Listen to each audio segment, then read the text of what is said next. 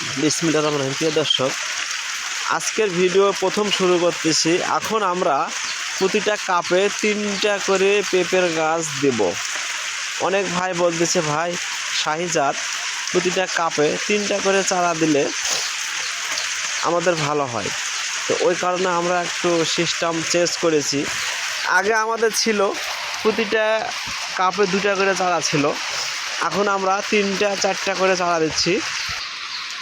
এই যে দেখুন, এখানে 4টাও আছে, এখানেও 4টা 5টা আছে, এখানেও আছে, এখানেও আছে, এই যে পাশে আছে। আমরা এখন 3টা 4টা করে চারা দেব। এই যে এখানেও আছে, দেখুন, এই যে আমরা এখন 3টা 4টা করে চারা দেব প্রতিটা কাপেই। এটা নিয়ে চিন্তা ভাবনা করতেছি। আর পেঁপে চারা যদি লাগে আপনারা নেবেন।